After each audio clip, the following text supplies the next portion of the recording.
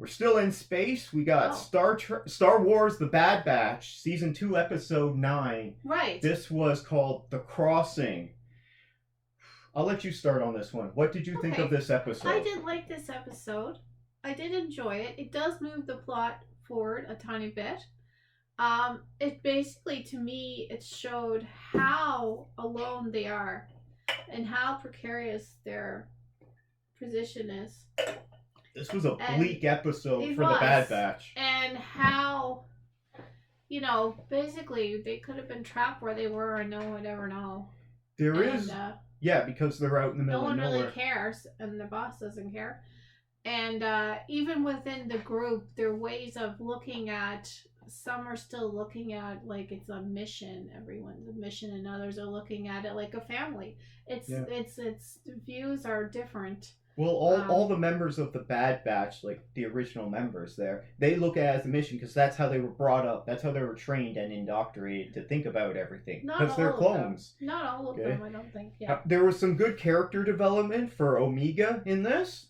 So her view of it, and remember, she's a child, so she's going to have a completely different view of this compared to soldiers. She's actually older than them, though. And as we've seen from the previous episode, they don't have Echo anymore. He's gone off on a different mission. He's not dead or anything. It's like losing her brother, and she's upset about it, and she doesn't understand why they're not as upset. So this has a lot to do with family, and it's a lot of character development with her, and also learning to deal with change, which is important. And they also still don't have Crosshair. We haven't seen him forever. No, it also shows like how they really are all children as well. Because they really are all young, even though they don't look it. Because they have accelerated aging. Yep. And how they're like going to like drill into this thing and can blow up. And they are like children a bit, The one thing I don't like it when they're doing stories, and it's not necessarily in Star Wars, it could be anything where they're tearing down the hero or heroes and they're like stripping everything away from them and things get really bleak. It's that old saying that doesn't make any sense. It's the night is always darkest before the dawn. That's not true at all. The night is darkest in the middle of the night. But it's things have to get really dark and heroes have to be at their lowest before we bring them back. And it always kind of brings me down. I'm not exactly I don't want to see the heroes being pummeled all the time. Well, unless they lose, but they won in this episode. They did win. Sort of. They're safe. I guess. And they got a lot of price.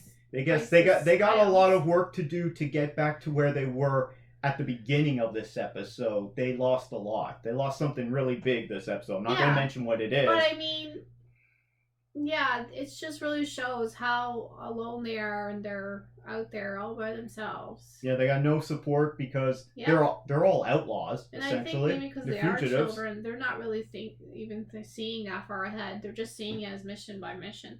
Did you enjoy this episode? I did. I still enjoyed it as well. It's not the best one from the season, but man, this show is great. It's going to be a while before we get another Star Wars movie. I mentioned earlier that the last one was 4 years ago, which was Rise of Skywalker, which don't get me started on that. I don't like that movie, but that's just me. That's why when you were reading that article, I hope they continue with this show. Anyway, we'll see. I'm going to continue with my recommendation that if you're looking for good Star Wars or you want to learn more about Star Wars, get into the animation because the animation is where it's at.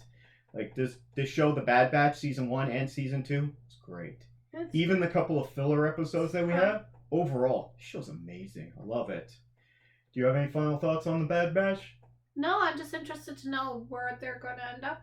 Yeah, me too. Well, it's episode 9, and I believe there's 16 episodes, so we still have 7 episodes to go. That's good. And we're getting The Mandalorian in like a week.